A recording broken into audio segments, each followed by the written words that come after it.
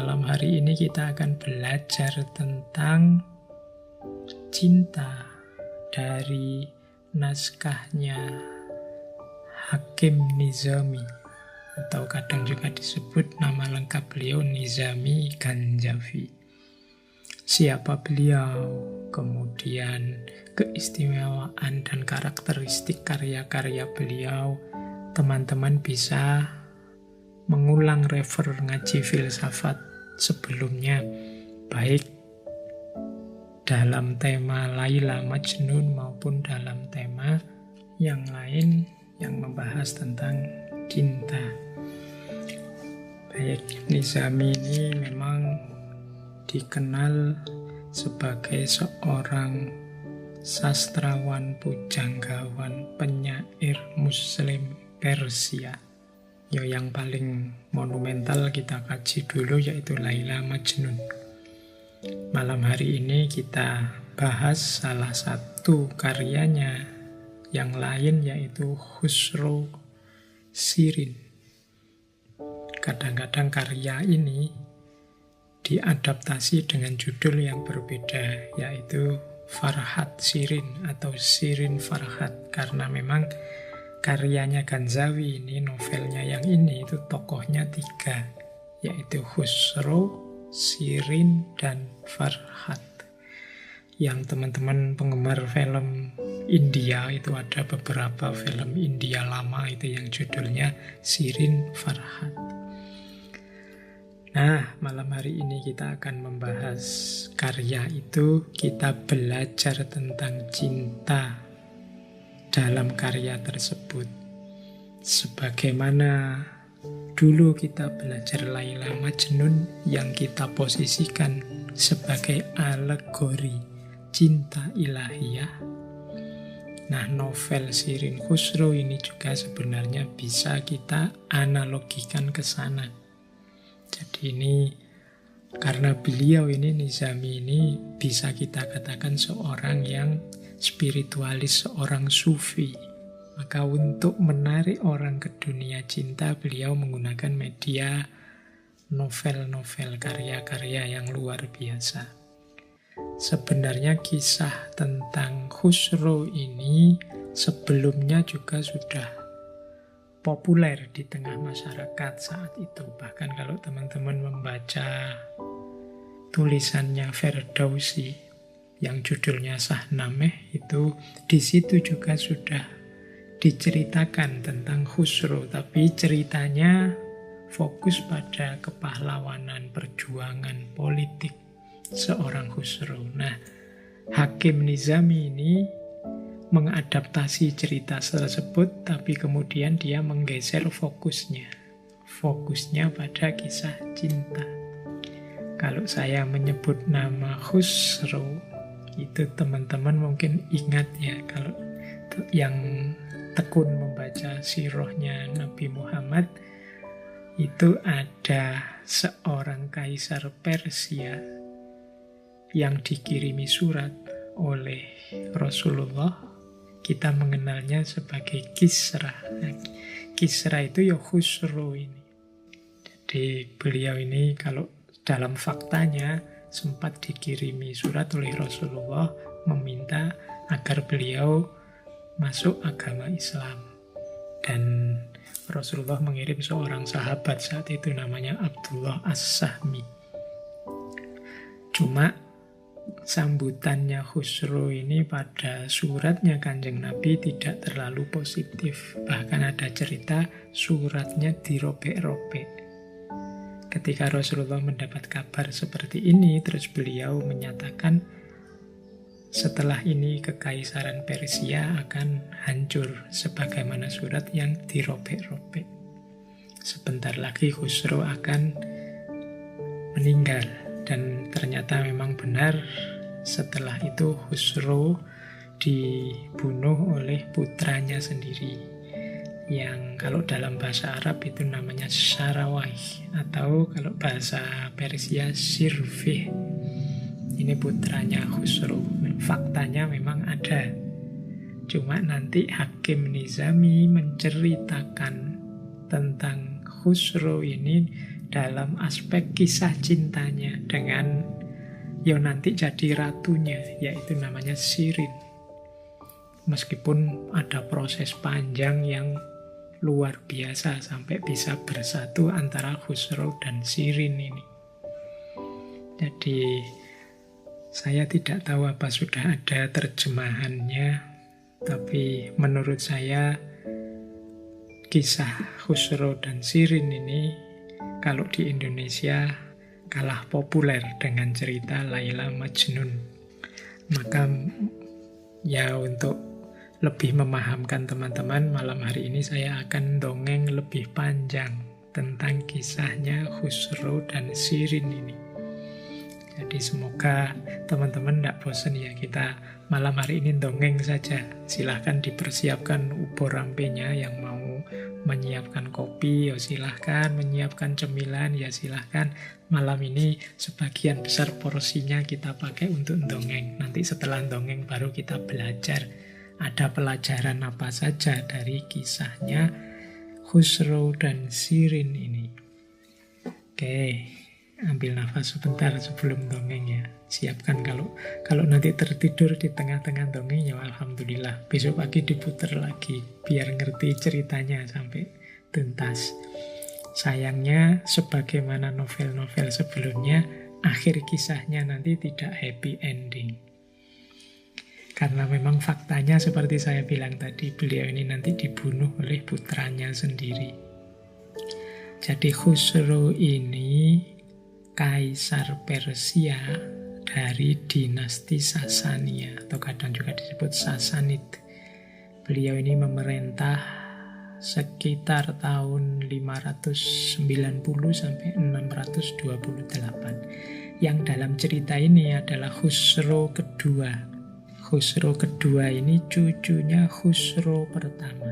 Jadi bukan anaknya tapi cucunya, karena nanti ayahnya itu adalah kaisar yang gelarnya Hormuz keempat. Nah, Khusro ini putra Raja Persia. Sementara Shirin ini seorang putri dari kerajaan saat itu, yaitu Armenia.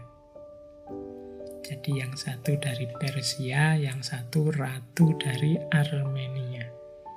Nah, ceritanya suatu ketika Khusro ini punya sahabat. Sahabat ini namanya Shapur.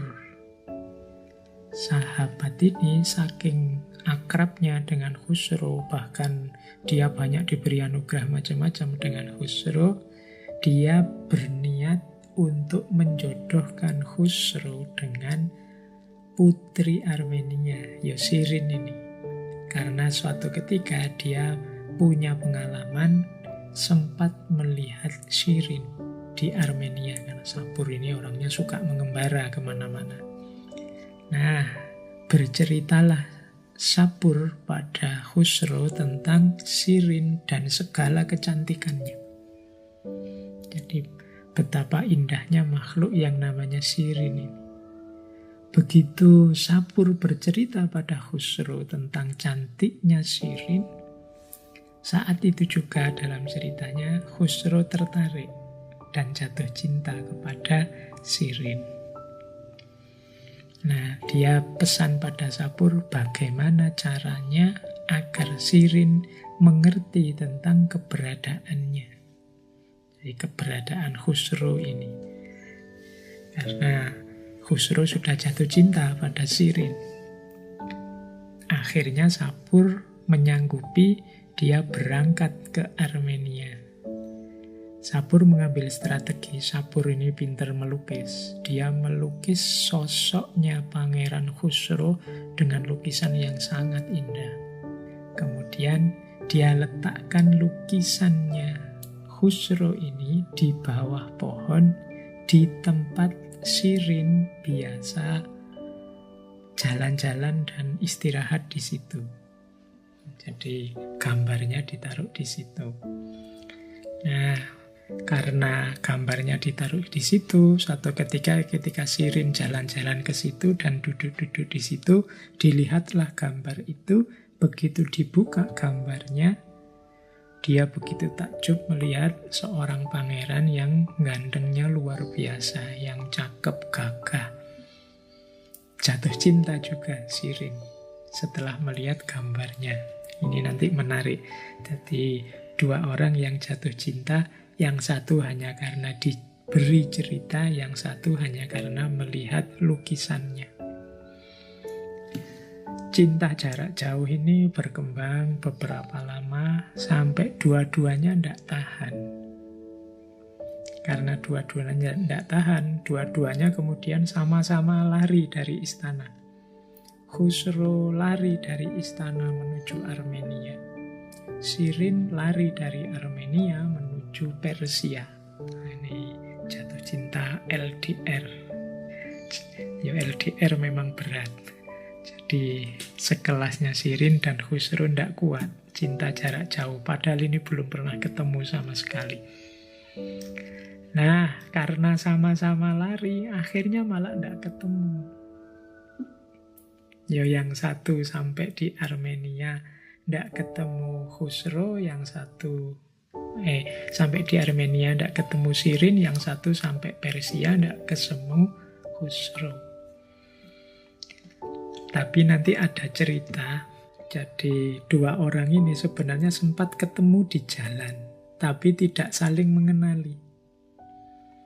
Itu gambar yang saya bawa, saya taruh di slide itu. Gambar yang pertama itu gambar ketika Sirin melihat fotonya, lukisannya Khusro, dan gambar yang kedua yang di tengah itu gambar ketika Sirin dan Khusro tidak sengaja ketemunya di pemandian umum. Jadi saat dua-duanya istirahat, transit, kemudian mandi. Dua-duanya waktu ketemu itu saling mengagumi, tapi tidak ngerti kalau itu orang yang selama ini dirindukan. Jadi pertemuan di tengah jalan itu pun ya berakhir begitu saja. Sampai di Persia, Sirin kecewa karena tidak ketemu dengan Khusro. Sampai di Armenia, Khusro juga kecewa karena tidak ketemu dengan Sirin. Tapi dua-duanya tetap diterima dengan baik di kerajaan tetangganya. Jadi dua-duanya diterima di istana masing-masing. Sama-sama menunggu, menanti, siapa tahu nanti pasangannya balik. Jadi Sirin tinggal beberapa lama di Persia, menunggu siapa tahu Khusro pulang. Khusro menunggu beberapa lama di Armenia, siapa tahu Sirin pulang. Nah, ditunggu lama-lama tidak balik-balik. Akhirnya yang berinisiatif dulu Sirin. Sirin, kalau begitu saya balik lagi lah ke Armenia, menyusul Khusro. Nah, cuma lagi-lagi nasibnya tidak bagus. Ketika Sirin berangkat menuju Armenia, di Persia, ayahnya Khusro ini meninggal. Jadi Khusro akhirnya dipanggil untuk segera balik ke Persia karena dia harus dinobatkan jadi raja. Nah, terus ceritanya sisipan jalan lagi. Sirin balik ke Armenia, tidak ketemu Khusro. Khusro datang di Persia, tidak ketemu Sirin, malah sekarang dia harus jadi raja menggantikan ayahnya. Ini beratnya perjuangan cinta, sampai ketemu saja tidak bisa-bisa. Nah, setelah beberapa lama memerintah, Khusro ini masih dimabuk cinta pada Sirin. Dia rindunya tidak selesai-selesai pada Sirin. Sirin juga begitu memendam rindu pada Khusro. Kebetulan nanti di Persia ada seorang panglima yang memberontak.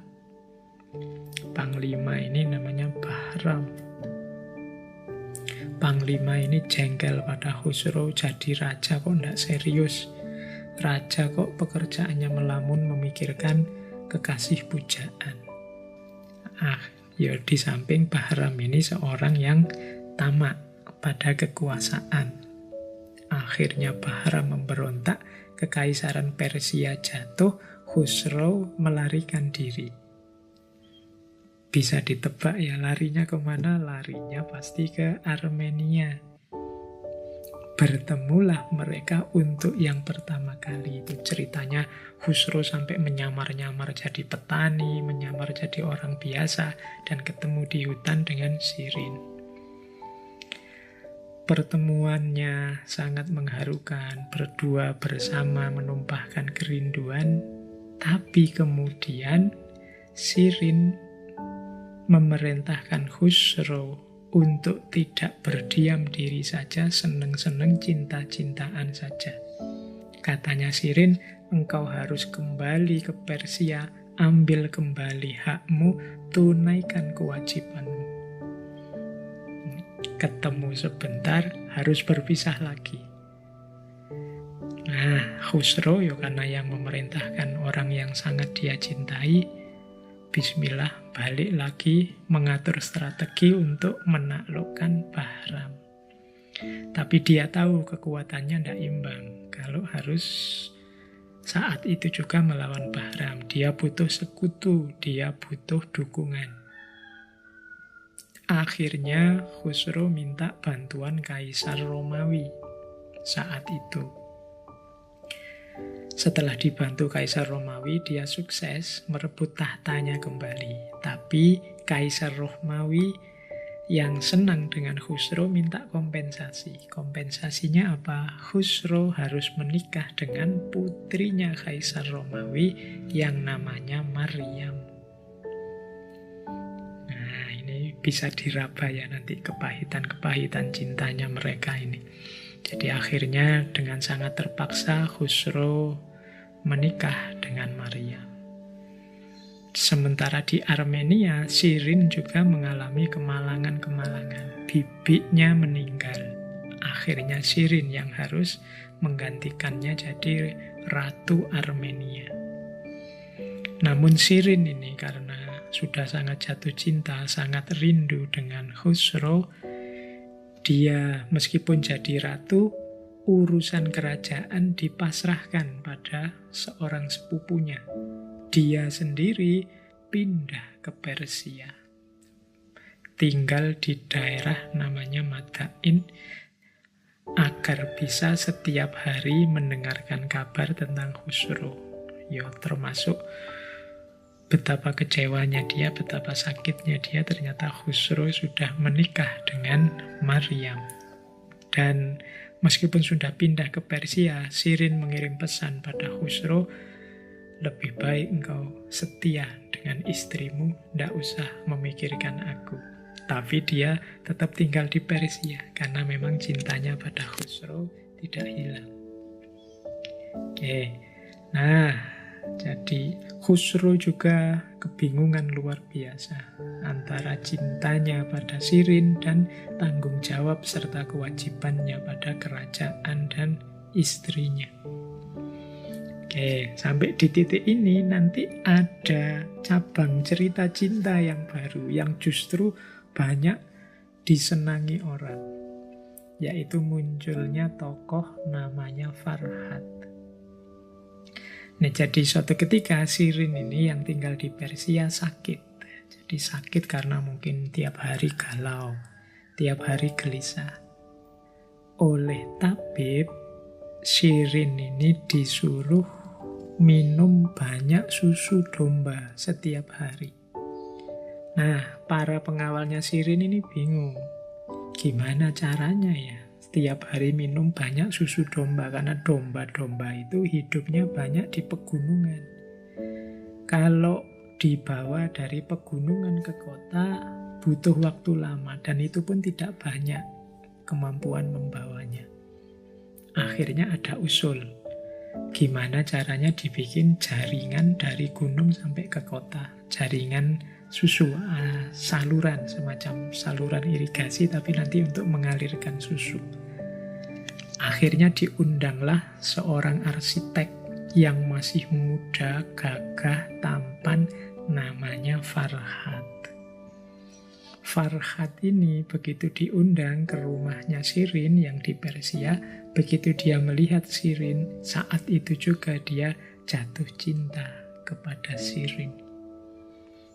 Dan dia berjanji akan melakukan yang terbaik untuk Shirin. Karena sudah pokoknya jatuh cinta pada pandangan pertama, saat itu juga dia langsung takluk di hadapan Shirin.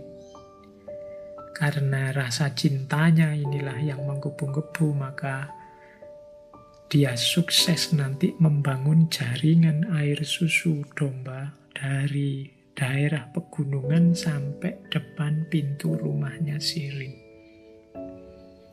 Nanti ceritanya setelah sukses membangun ini, oleh Shirin diberi hadiah anting-anting. Anting-anting inilah nanti yang dibawa kemana-mana. Setiap hari pekerjaannya Farhat ini merenung di atas gunung atau jalan-jalan di sekitar rumahnya Shirin. Di situ nanti banyak puisi-puisi yang dia ucapkan. Ini ceritanya Farhat ini seperti ceritanya Majnun waktu gila. Waktu tergila-gila pada Laila. Nah, Farhat ini juga begitu. Jadi kehidupannya di pegunungan-pegunungan di sekitar rumah Shirin.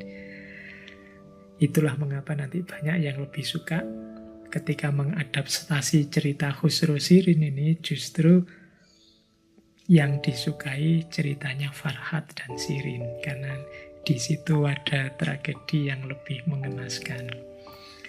Nah, setelah diberi anting-anting, kemudian setiap hari dia mengitari rumahnya Shirin. Sampai berita ini nyampe pada Khusro.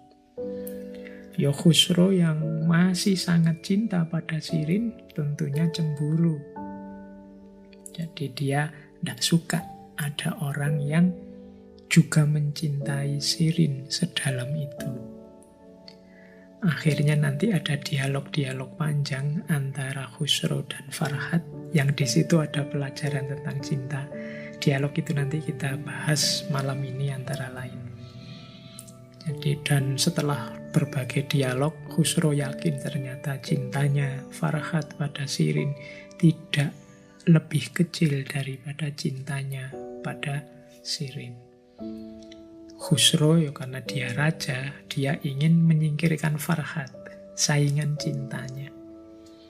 Tapi dia kan tidak bisa tiba-tiba saja membunuh Farhat atau menyingkirkan Farhat, mengasingkan Farhat. Nanti dia jadinya raja yang tidak adil. Padahal Khusro ini dikenal sebagai raja yang bijaksana. Akhirnya Khusro membuat trik setelah berunding dengan para penasehatnya. Dia memberi tugas pada Farhat. Katanya Khusro, okelah, aku tidak akan menghalangi cintamu, tapi tolong bangunlah terowongan yang bisa menembus Gunung Bistun. Jadi di sana ada satu gunung namanya Bistun, dan Farhat diberi tugas untuk mecah gunung, menghancurkan gunung biar ada jalan tembus di gunung. Katanya Khusro, kalau nanti selesai kamu membangun, aku akan mengawinkanmu dengan Shirin. Wah, ini Khusro ini gembira karena memang mimpinya sejak lama kan Shirin. Kalau raja yang merestui, siapa yang bisa menghalangi? Nah, meskipun pekerjaannya tidak masuk akal, yaitu menembus Gunung Bistun. Ini kayak cerita Roro Jonggrang itu kan, bagaimana Bandung Bondowoso diperintahkan membangun 1000 candi. Nah, ini yang kalau dalam bahasa saya, energinya cinta itu luar biasa. Nah, setelah mendapat tugas dan menyanggupi, mulailah Farhat menembus gunung, membuat terowongan di gunung itu. Nanti kalau dalam ceritanya, dia membuat dulu patung yang gambar wajah Shirin di bebatuan di gunung itu. Jadi tiap hari dia melihat wajahnya Shirin, kemudian menembus gunung. Mulailah dia kerja dan lama-lama terowongan itu sudah mau selesai. Khusro khawatir, wah ini kalau selesai beneran gawat ini. Aku sudah janji akan mengawinkannya dengan Shirin.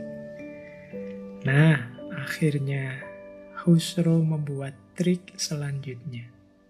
Dia membohongi Farhad, jadi memberi kabar bohong pada Farhad.